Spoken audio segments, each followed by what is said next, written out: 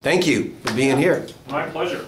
Yeah, probably we're going to go over today. Some of you have already heard before, but it's always good to have refreshers. And we see the same frauds, the same crimes hitting us just in cycles all through Casper. They just kind of come in waves. So one of my main goals is to make sure you're aware of some of the frauds that are hitting us and that the fraudsters are out trying to do, so you can be aware of it if you get these calls and know that it's a fraud. One of the first ones that they target seniors with is they try to get your sympathy card going for relatives.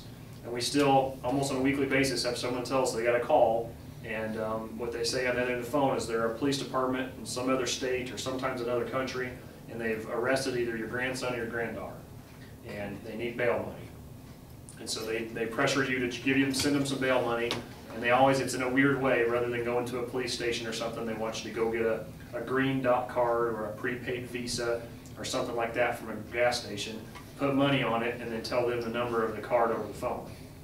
So a couple things to remember. First of all, I'm sure you probably have a lot of family, but try to keep track of your grandkids and make sure. If you get a call from a police officer saying your grandson or granddaughter's in jail somewhere, tell them, well, thank you very much, I'll look into that. Just hang up on them and then start calling some family. Because for one, police officers don't do that.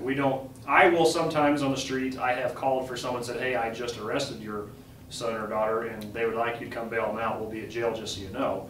But then the person goes to the jail and does it properly. I don't try to get their money over the phone. So if they're trying to give you to give them money over the phone, it's not legitimate. That's a fraud. That's a big one that's happening just on a weekly basis.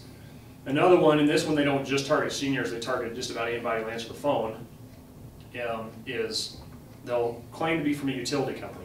They'll say they're either from the power company or the water company, which is silly because we're all on city water if you're in town, or could be the gas company.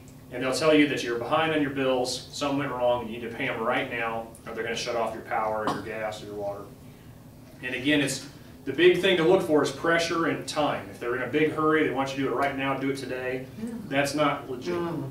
The power companies and the utility companies around here are great companies to work with. They will, if for some reason you did get behind on something, they're going to take time and work with you. They're not going to pressure you to pay. And they're not going to ask you to go to a gas station to get a prepaid debit card, because that's just silly. The reason the bad guys do that is because it's harder for us to track down later and find out where the money went and things like that. A lot of times they're not even American. A lot of times these people are in, Nigeria. Nigeria, actually, the majority of the gross national product for Nigeria comes from fraud, international fraud. Wow. So, yeah, so unfortunately I've tried a couple of cases. I asked my boss, I said, can I get a ticket to go to Nigeria and work in jail? Oh, yeah. I got turned down, so it's usually dead ends for us. We do notify the FBI and a lot of times the Federal Trade Commission, things like that, but a lot of times with these prepaid cards and things, it's just hard to track these guys down, so you just end up out the money. So if they're claiming to be a power company, again, just tell them, okay, I'll get right on that, hang up, then call your power company and check with them, and of course they'll tell you, no, that wasn't us. What's another good one? Oh, another one that's been, again, on a weekly basis is they don't claim to be a police department in another state or country, they claim to be us. And in fact, these guys are even using what we call spoofers, where they're calling through a website, they're calling into the website first and then calling you. So when you look at your caller ID, it'll have the Casper Police Department phone number on your caller ID. And so it'll say Casper Police Department, have our number, but it's actually not our number, it's just going through a computer software and lying to your caller ID. And they'll tell you, this is Officer so-and-so, you have a warrant for your arrest, you need to send us money or we're going to come arrest you right away. We're still getting these on a weekly basis. They claim to be either from the Casper Police Department or the Troy County Sheriff's Office. Again, that is not how we do business at all. We do take payments for warrants online now, but we don't take them. We give you a card that you go to a legitimate website that the courts use and can pay it. And so it's possible, if for some reason you missed a traffic ticket or something and got a warrant, and we stopped you on a traffic stop, rather than haul you nice people to jail, we will give you one of those cards and let you call that number to take care of it, because it's just a lot easier than taking you to jail. That's kind of embarrassing and time-consuming on our part. But we won't call you at home and say we're going to come arrest you if you don't pay this right away. And again, the big kicker again is that prepaid card thing. They're going to want you to go get a prepaid card from a gas station or something silly like that. It's harder to track. So those are the big ones that we experience, like I said, almost on a weekly basis. We're still getting these.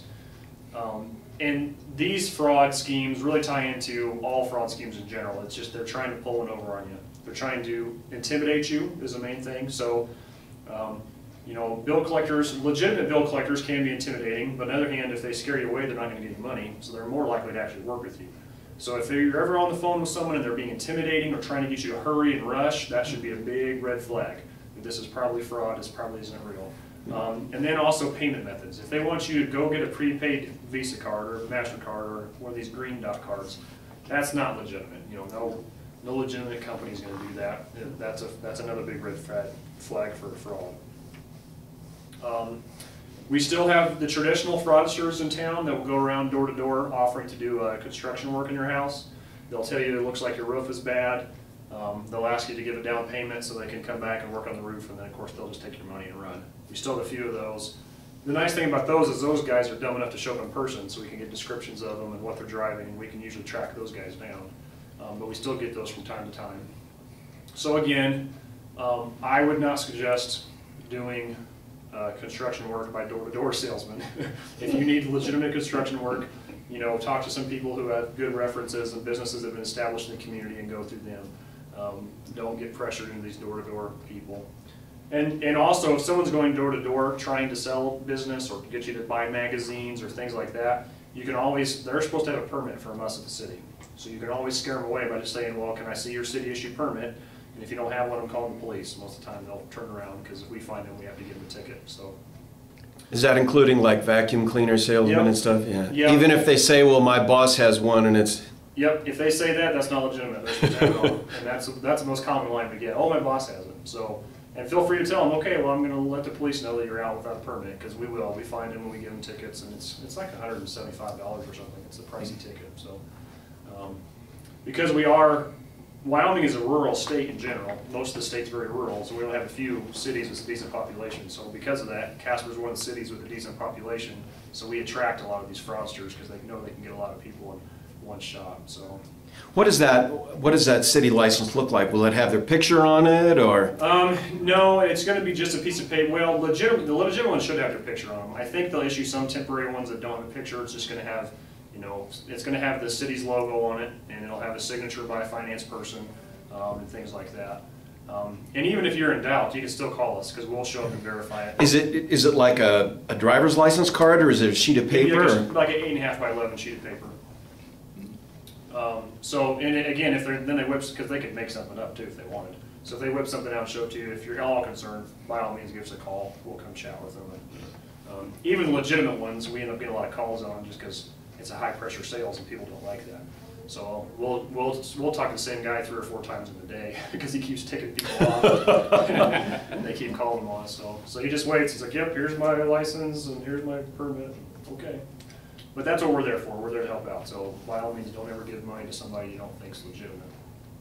Because we do have a lot of problem with that. Seniors that, you know, have a nice young person who tells them they're really hard on their luck and this is the only job they could get selling magazines, and they're not really selling magazines. They're just getting you to give them some cash or a check, and then they're out of there. So,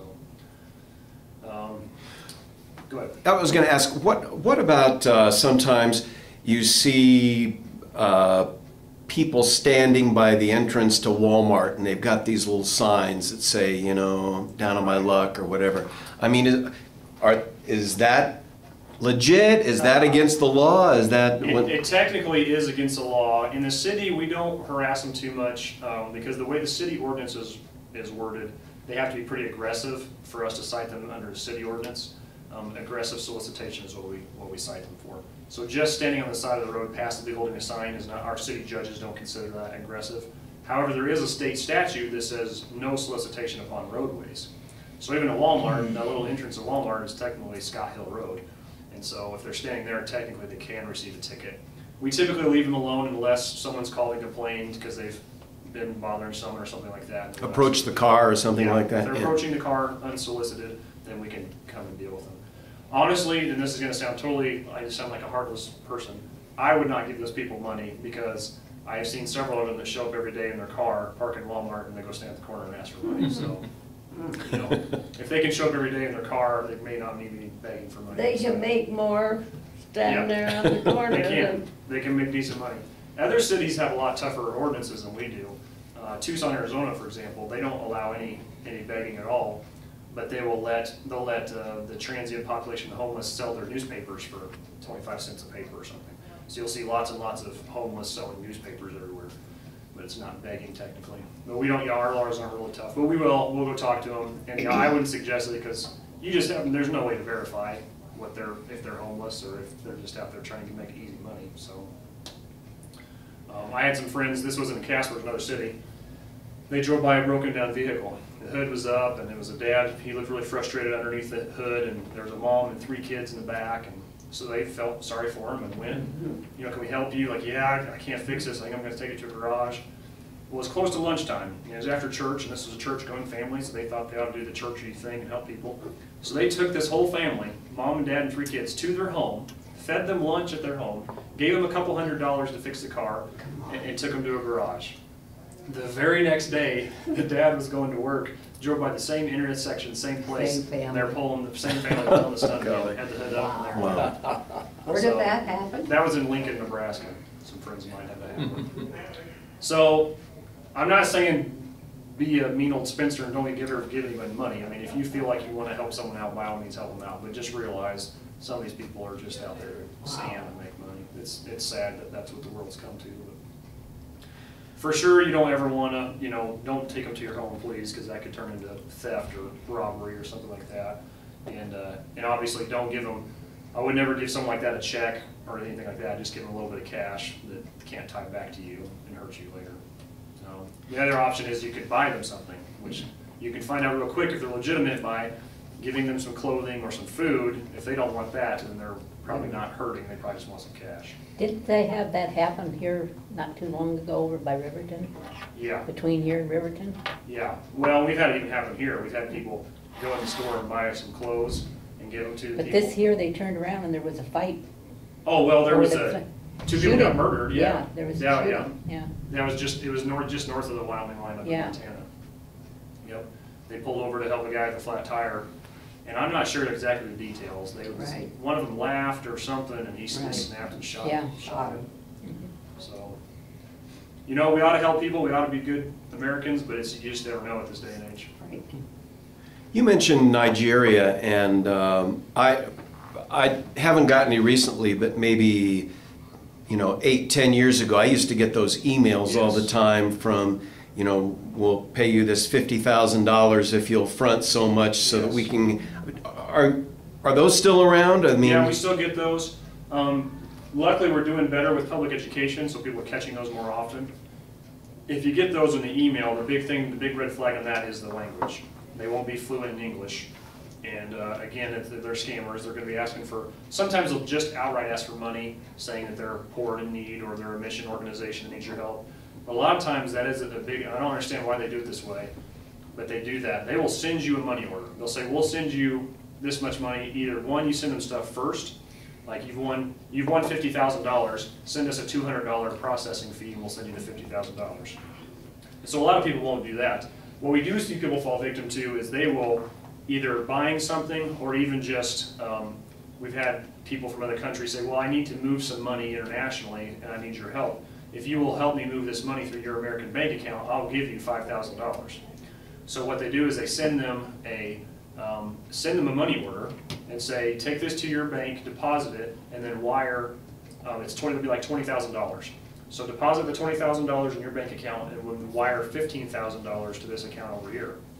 Well, what happens is, the banks are getting better too at not doing this. The money order is fake. And so you supposedly deposit $20,000, but then you wire $15,000. Well, what happens is you just sent $15,000 of your own money. Sure. And then they say, oh, the money order is no good, you just lost all that money. So it's just a kind of weird way to try to get things to change hands.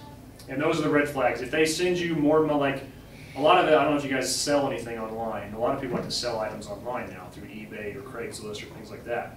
And that's a big place they scam these people. Is they say, well, yeah, I want to buy your guitar for sale, but I'll give you 3 times what it's worth if you just send me a little bit of money back to this other bank account. Well, then you ship off the guitar, they get your guitar, and you send them your money. Your money. So that's a popular scam as well. If it's too good to be true, it probably is, basically. And yeah, we've just gotten better at those, because typically, if it's really broken English and things like that, yeah, don't trust it.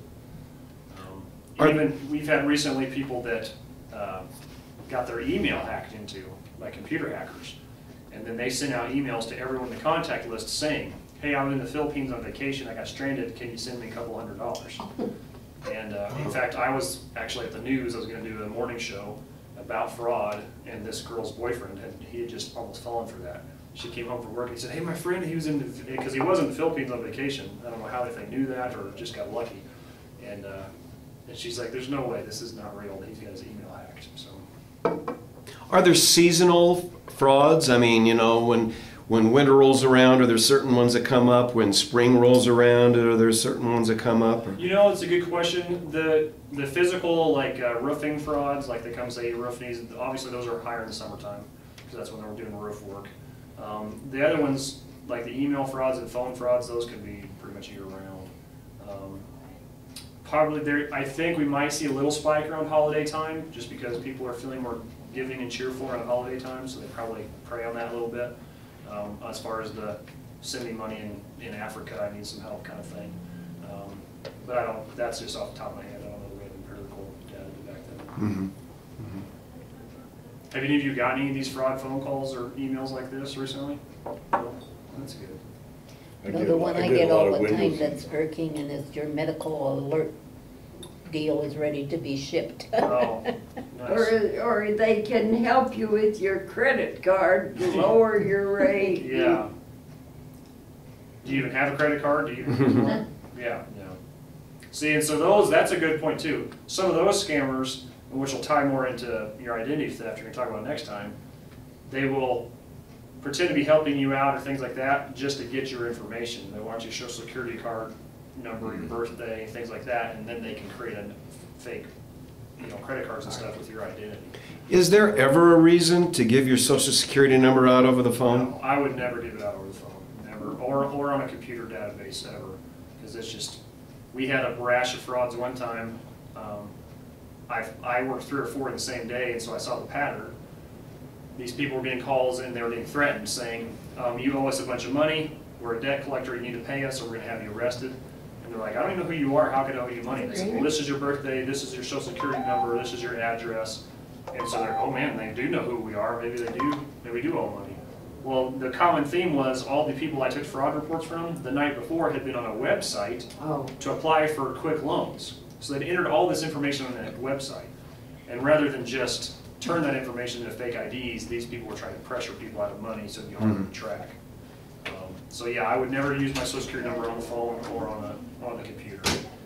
If a place that really would have to have it, like a financial institution, like a bank or someplace else, I would only do that meeting with them in person, sitting in an office where you can trust them. Do we have any, are there any reports of businesses that, that have had trouble like that, keeping things secure? Or, several of the major retailers have had problems. Major retailers have been hacked a lot recently. We have, from time to time, like a couple of years ago, we had a couple restaurants in town that we had several people who had their debit cards, fraudulent purchases were showing up in their bank accounts. And the only common theme was that they all had eaten at the same restaurant in the last week.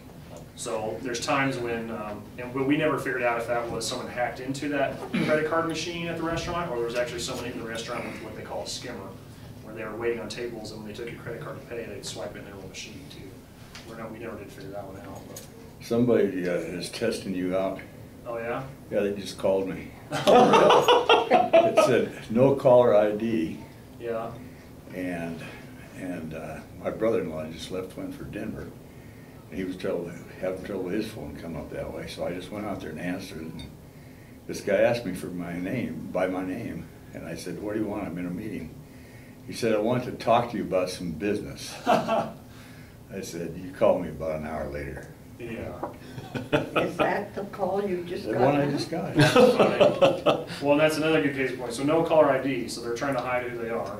Yeah. Now, I'll be honest, we will do that as police officers sometimes, because believe it or not, when we call bad guys, they don't often answer when it says police department. Yeah. So we'll block our numbers a lot of times, but if a businessman is doing it, that's a little Why shady. wouldn't he want you to know? Yeah. He'd want you to know his He'd want business. you to know, yeah, he's trying to Yeah. sell himself, so. Well, you know, there's something funny that happened to my brother-in-law's phone, though. He came up from Florida to visit, and he started calling us, and we were getting no caller ID on there, but we recognized his voice and talked to him, and me and my brother-in-law, and then we couldn't call him back.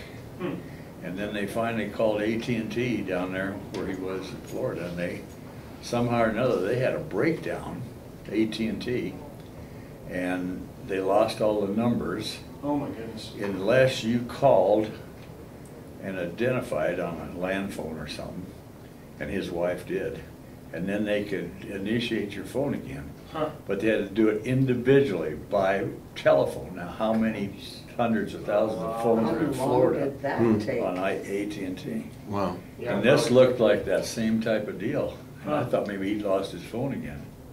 Well, it's possible, it sounds shady. One thing with cell phones, the advent of cell phones, we're seeing a lot more.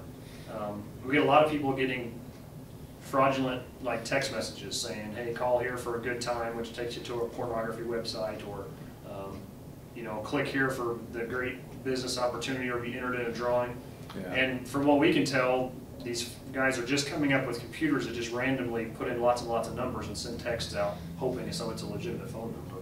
Well, I won 3 trips to the Bahamas in the last 10 days. Yeah, see, you're on a roll. Yeah, there you go. Do you find any problems with cell phone, your cell phone conversations or that kind of thing being intercepted by? No, we don't. I mean, the real high-tech, good guys and bad guys have technology to do that, but we haven't seen criminally much use of that. The old, older household wireless phones, there used to be a lot more interference with those, and people pick up on stuff a lot. Guys can park outside of houses and pick up on phone calls, but we don't see as much with cell phones. Mostly we just see these fraud attempts where they're sending out mass messages or phone calls or things like that. And then you have to realize too, some stuff you sign up for, the internet, a very good place is a very bad place. A lot of times when you sign up for something on a website, like a drawing, it could be for a legitimate company, but in that fine print somewhere it might say they're actually just taking your information to sell to someone else. So then you'll end up with lots and lots of junk mail and phone calls or other places. Because while they are giving away a drawing, what they're really doing is just gathering lots of information to sell to someone else. If you ever do have any questions, I assume you shouldn't call 911. What's the best? Yeah, call the non-emergency number, which is 235-8278, and just tell them what's going on. They'll put you in touch with someone, either an officer or a detective, and try to help you out. Then sometimes, like if you are a victim of fraud or identity theft and you catch it, even if you don't think there's a way to track it down or much help we can do, if you at least call us, we'll get you a report number, make a report of it, and that way, usually your insurance company and your bank is going to want a police report number at least. And then we'll do what we can with it. If it's a local fraudster, we'll try to track them down. But like I said, so much of this is through the internet and from other countries. May I have that number again? 235-8278. Thank you. You bet. And just realize that's a non-emergency number, so more than likely they'll ask you to be on hold for a little bit while they're sorting out the emergencies. But And is that a Monday through Friday 8 to 5, or is it that's 24/7. 24/7? 24/7. Does that go to dispatch? You have to go straight to dispatch. So you'll get the same people who answer 911. So it just means you're not priority, so they may ask you to hold for a little bit. The first thing they'll say is, dispatch, and then they'll ask if it's an emergency. And 9 times out of 10, they'll put you on hold. Even me, I call in. Hey, this is Sergeant Nickerson. Is this emergency? No? Okay, hold please. Good, Joel. Well, not a priority, so.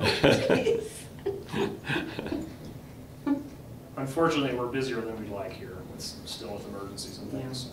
But one thing to keep in mind is our dispatch center, they do everything. They do fire, medical, police, for the whole county. Wow. So, They're busy too. yeah, so when you're calling to talk about your fraud, they may be sending an ambulance to a nursing home and a fireman to something else. So they stay pretty busy. How many people do you have at dispatch now? Right now, I think they're only running like 4 per shift. So there's only 4 up there at a time. They're both answering the phones and doing all the talk on the radio. So we really need to grow that. That's really not enough right now. burn people out pretty fast, unfortunately. Did getting the new telephone system out at Nerd help a lot? It did help. It's a very efficient system. It doesn't. We had troubles in the past with we'd lose like the phone lines that go down and things. There's I think they had triple redundancy out there. They actually ran 3 sets of fiber lines, so it would take a pretty massive disaster to break all 3 of those. Yeah. So it's much more reliable. So if they got 3 sets of lines, the same call go over all 3 of them? You know, I'm not sure how that works. I don't know if it just reroutes if one breaks. I'm not sure how that works. Yeah. Any other questions? Anything to come up for Sergeant Nickerson? Even off topic. You know? I saw that on TV that they're selling these little credit card sleeves where you put your credit card in, and it says that people, when they got some kind of scanner, they can walk right by, and unless you have it in their sleeve like that, it protects the number and information on there, they can't get it. That is possible. Some of the newer credit cards, you don't have to swipe. You just touch. And so if it's one of those newer credit cards, yeah, it may be worthwhile to get a protector like that. We haven't seen much of that here, but in other places, they'll just walk around crowds and bump up to people, hoping to hit their wallet and transfer that information. You got a deck of cards? We may want to play cards for a while. Yeah. No kidding. It's really coming down. Coming down pretty good, We yeah. need the moisture. Did you wash your car yesterday? It's early. I'm washing it now. Watch it now, yeah. Was it supposed to hit till 2 o'clock? Yeah. Well, I didn't get any yesterday, so I hope this is watering my plants today. You know, I noticed that my water bill's only about half what it's been for the last few years. Yeah, this year. It's never have to water. Yeah, this year's been a lot wetter. I moved here in 2009. I think this is the wettest year I've been here since then, for sure. Where are you from, sir? Missouri originally. Oh my Born gosh. and raised, yeah. What part? Up in the northeast corner, Kirksville is where I was born and spent most of my years. And then the last few years before I moved here, I lived a little further east, outside, it'd be about 45 miles outside of Hannibal, home of Mark Twain. You like Wyoming? I do, I enjoy it very much, yes. Good. Good. I had several good friends here that I went to Bible school with, so. Barber school? No, Bible school. I was originally, yeah, I've changed careers a lot, you know. I was originally going to be a preacher, and then I became a Really? policeman, yeah. So, Wow, yeah. that's quite a jump. Oh, okay. Yeah, they're more similar than you would think, actually. Really. Yeah. So I had a lot of friends out here, and then I love the outdoors. I love to hunt, so going west was always a dream. So. Sure. All right. All right, thank you. Good. Thank you Well, very much. Thank you very much.